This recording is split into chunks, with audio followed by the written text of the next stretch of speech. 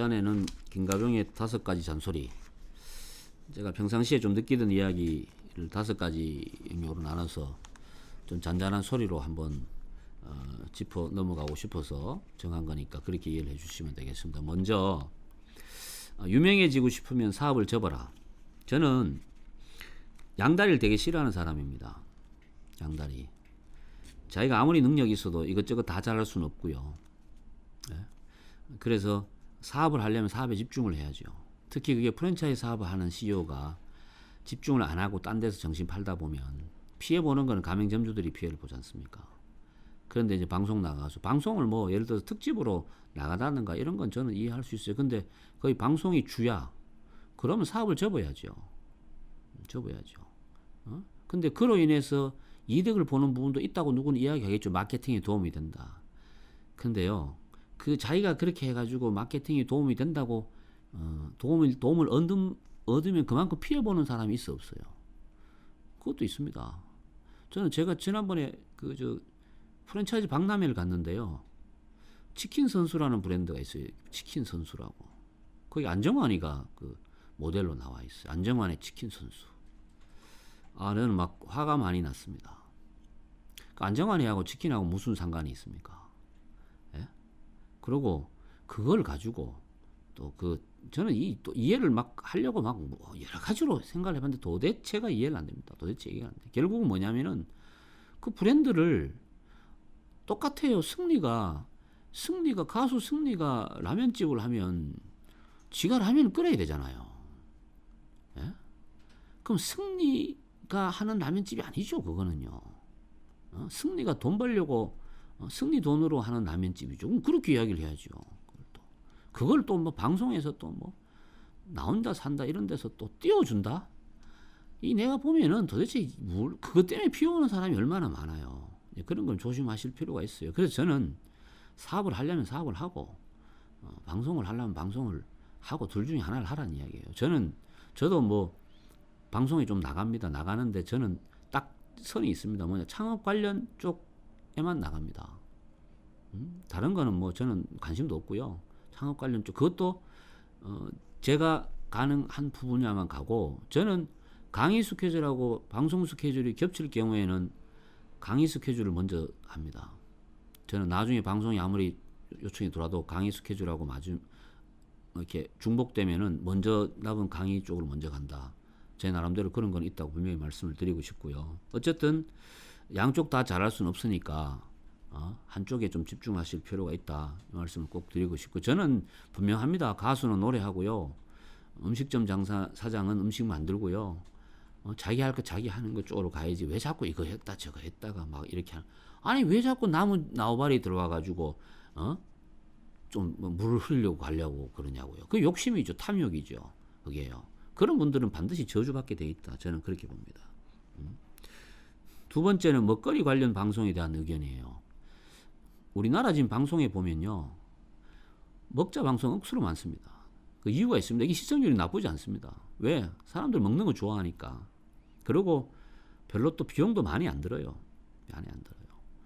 그런데 진짜 예를 들어서 뭐 맛집 소개 이것도 정말로 의미 있는 집은 있습니다. 의미 있는 집은 있어요. 그 음식이 맛있고 맛없고 이것 보다가 장사하시는 분의 어떤 생각, 태도, 자세 이런 게 중요하잖아요. 이런 분을 찾으려면 되게 힘들어요. 왜? 이런 분들은 노출되는 걸 꺼리니까 다 숨어 있어요. 근데 이걸 찾아야죠. 제대로 방송을 하려면. 찾았고 설득하고 이렇게 해야 되는데 그냥 쉽게 이제 노출을 하고 싶어 하고 노출이 많이 된 데를 찾아서 방송을 하다 보니까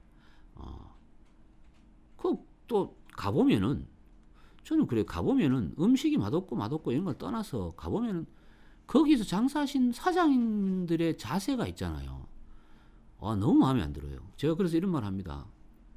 옛날에 백종원의 3대 천왕 나온 사장님들은 전부 싸가지가 없더라. 내가 가보니까.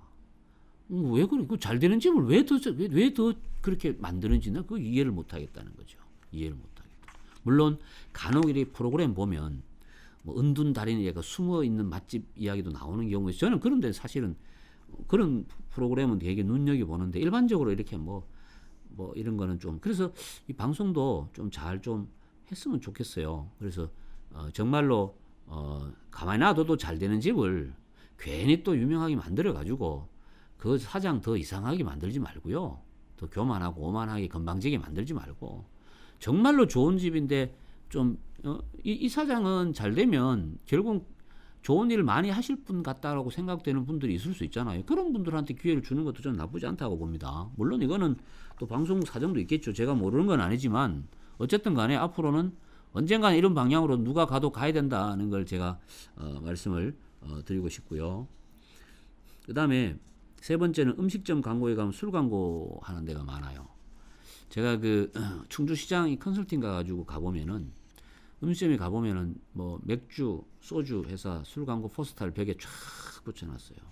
제가 막 뭐라 그럽니다. 정신이 나간 거 아니냐고. 이걸 왜 여기 붙여놓냐고 말이야. 심지어 거기다가 또 앞치마도 이제 술 광고 탁 입죠. 공짜니까. 그리고 물통 한 10개 서비스로 주니까 막 붙여놓는 거예요. 저는요, 이런 생각을 가지고 장사를 하니까 장사가 안 되죠. 이런 생각을 하면 안 돼. 왜냐하면 그거는 그 사람들이 내가 그래서 그러면은 당신이 이걸 붙이는 비용을 돈을 받아라 그래서 한 달에 몇십만 원을 받든지 왜 이 광고비 아닙니까? 받아야지요. 왜 안 받고 그렇게 해주냐는 이야기죠. 이거는 정말로 우리가 좀 깊이 있게 생각을 해봐야 될 문제라고 저는 봐요. 깊이 있게. 심지어 저는 참외새 백세주 앞치마도 하지 마라 그럽니다. 그거 왜 합니까 그걸? 내가 하도 뭐라 그러니까 요즘은 이제 그걸 뒤집어서 하는 분들도 있더라고요. 어쨌든 간에 저는 그것도 자기 걸 해야죠. 자기 걸. 그거 뭐 얼마 한다고 그걸. 그런 거를 누가 지적해 주는 사람이 아무도 없잖아요. 지적해 주는 사람이. 정신 나간 짓이죠. 비싼 월세 내면서 남은 술 광고나 해주고 있고. 그 말이 됩니까 그게? 말이 안 되죠. 소리도 마케팅이다. 네 번째, 소리도 마케팅이에요. 저녁에 그 9시 가까이 돼서 음식점에 가보면 정말 시끄럽습니다. 뭐가 시끄럽냐 하면은 이제 종업원들이 갈 준비를 하죠. 빈 그릇 막 치우느라고 아우 뭐 정말 뭐 시끄럽습니다. 이 소리를 안 낼 수는 없냐 저는 생각합니다. 손님이 식사를 하고 있는데 그 옆에 뭐 빈 수저통 채우고 뭐 빈 그릇 치우는데도 살살 치우면 되지 막 정신없이 막 시끄럽게 내는 건데 나는 정말 화가 날 때가 되게 많아요. 화가 날 때가. 근데 어떤 집 가면요 소리를 안 내고 치우는 집이 있습니다. 대전에 제가 음식점 컨설팅 때문에 갔던 그 갈비집이 있는데 거기에 이제 그 집 이제 그 아들 2세가 이제 물려받아서 운영하는데 거기는 치우는데 소리를 하나도 안 내요. 그렇게 할 수 있어요. 할 수 있어요. 근데 왜 그렇게 안 하느냐? 그것에 대한 가치를 인정을 못 하는 거죠. 누가? 사장이요. 그 시끄럽다고 사장이 종업원한테 주의 주는 사람도 없습니다.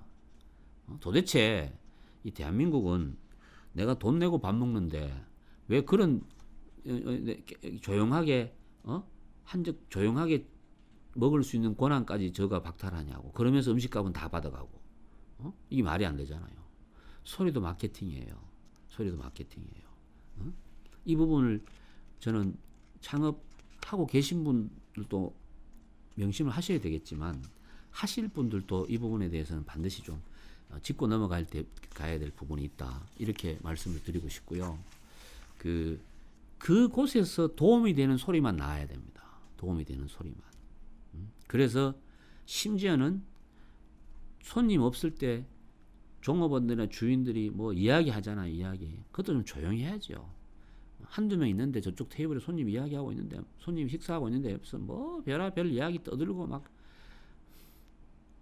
하긴 나 이런 부분에 대해서는 저도 할 말이 없는 게 이런 거를 좀 예를 들어서 요식업 중앙이라든가 이런 데서 사전에 이런 교육을 지금 제가 알기로는 이런 내용으로 안 하고 있는 걸로 알고 있는데 이런 것도 해야 되고요.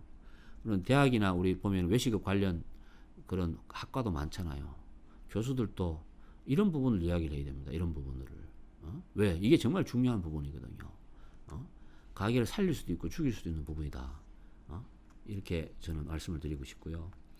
그 다음에 마지막으로 5번째 잔소리가 장사가 잘 되는 집의 착각입니다. 장사가 잘 되는 집의 착각이에요. 장사가 잘 되면요, 이걸 아셔야 돼요. 손님들은 언제 등 돌릴지 모릅니다. 손님들은 뭐 평생 올 것 같은 손님도 내일 금방 안 올 수도 있어요. 몰라요. 그렇기 때문에 장사가 잘 되는 이유를 자기가 잘해서 우리 집이 뭐 음식이 맛있었고 아니면 뭐 우리 게 좋았고 내가 잘했어, 이런 식으로 생각하면 그때부터 문제가 심각하게 발생되기 시작합니다. 장사가 잘 되는 이유는 고객한테 있습니다. 고객이 이 집 오는 이유는 고객만이 알고 있어요.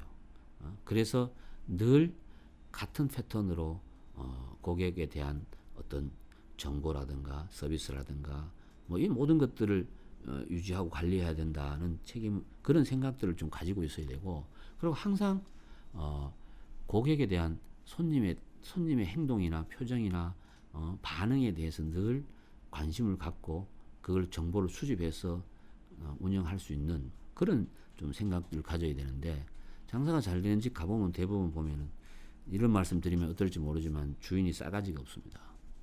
싸가지가 없고, 옷도 보면은 무슨 나는 여기 뭐 음식점 사장이 복장은 전혀 아닌 그런 복장으로 카운터에 딱 서 있고, 그러면 안 되죠. 그런 사람들은 뭐 안 되는 게 아니죠. 그렇게 하게 놔둬야죠. 뭐 왜? 그럼 곧 뭐 망하게 될 거니까. 제가 이제 이 5가지 뭐 이런 이 외에도 저는 뭐 기회 되면 앞으로 다시 말씀드리겠지만, 우선 이 5가지를 제가 말씀드린 뭐 이유는 이겁니다. 이것도 결국은 따지고 보면 사장이나 창업가가, 운영자가 어떤 자세로 어떤 마음을 가지고 일을 하느냐 대하느냐에 따라서 결국은 성패가 결정된다는 이야기죠. 이것도 결국은 뭐 말씀을 드리면은 창업가의 어떤 창업가 정신의 영속선상에 놓여 있는 부분이다. 이렇게 말씀을 드리겠습니다. 이타 좋다 김가병이었습니다.